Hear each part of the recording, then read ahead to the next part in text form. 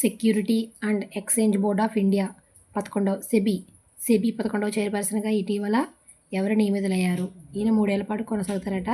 అతని పేరు వచ్చేసి Tuhin Kanta Pandey.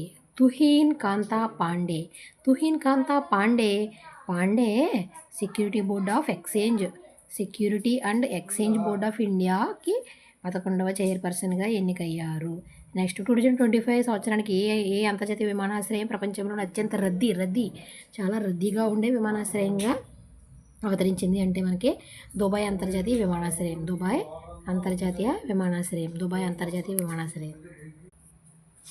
International air transport association IATA ఈ గణాంకాలు వెలువరించింది. రెండవ అత్యంత రద్దీ ఏదంటే మనకి హార్ట్ఫీల్డ్ జాక్సన్ అట్లాంటా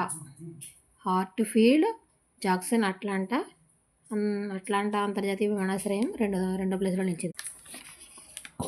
వాటర్ కోబ్రాతో తిమోతి ఫ్రీడ్ ఇతను చాలా స్నేక్స్తో కనిపించుకున్నాడు అనమాట. ఇతని యొక్క బ్లడ్ని ఇప్పుడు అమెరికా శాస్త్రవేత్తలు యాంటీ వేనంగా యూజ్ చేస్తున్నారు. ఇంతకుముందు అయితే గుర్రాలు, అదేవిధంగా ఇంతకుముందు మనం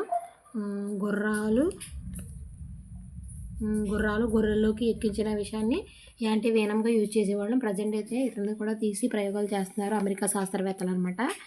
పాము కట్టు వేయించుకున్నారు ఆ వ్యక్తి రక్తంతో యాంటీ వేనం అనమాట. ఈ వేనంని ప్రస్తుతానికి అయితే ఎలకల్లో ప్రవేశపెట్టారు. ఇది బాగానే ఉంది. నెక్స్ట్ కుక్కల్లోకి ప్రవేశపెడతారు. ఇంకా ఇదైతే అమల్లోకి అయితే రాలేదు.